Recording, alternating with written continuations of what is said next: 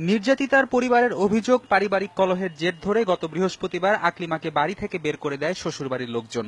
এই ঘটনার সমাধান করতে শুক্রবার দুপুরে দুই বোনকে সঙ্গে নিয়ে ডিমলা উপজেলার ক্লোজহাট গ্রামে শ্বশুরবাড়িতে যান আকলিমা। এ সময় দুপক্ষের মধ্যে কথা কাটাকাটি হয়। এক পর্যায়ে আকলিমার স্বামী রফিকুল ও তার পরিবারের সদস্যরা আকলিমা ও তার 7 মাসের অন্তঃসত্ত্বা বোন শেফালিকে গাছের সঙ্গে বেঁধে নির্যাতন করে।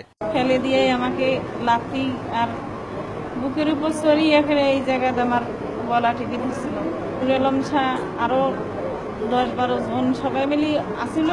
কে যে মারছি আর আমি দেখি নাই, জ্ঞান আমার ছিল না।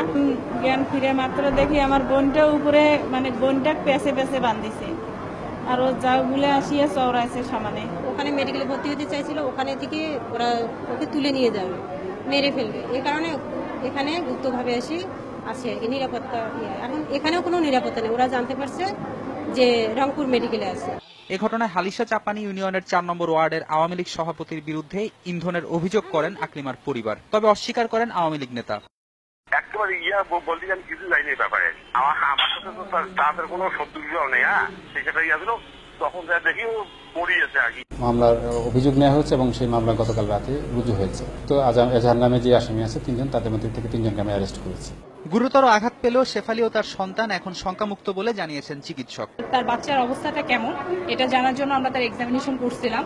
এক্সামিনেশন করার পর বাচ্চার অবস্থা ভালো পাওয়া গেছে, আর ওনার নিচে আমরা যেটাকে বলি পারভাইজেনাল ব্লিডিং, সেটা হচ্ছে স্লাইট অ্যামাউন্টে ছিল। এবং এটা পাওয়ার পর আমরা পেশেন্টকে অ্যান্টিবায়োটিক দিছি, ব্যথার কথা বলতেছিল, ব্যথার ওষুধও দিছি। নির্যাতনের ঘটনায় রোববার রাতে ডিমলা থানায় একটি মামলা দায়ের করেন শেফালির মামা শহীদুল ইসলাম। সোমবার সকালে আকলিমার স্বামী রফিকুল ইসলাম ও তার মা সহ 3 জনকে গ্রেফতার করা হয়।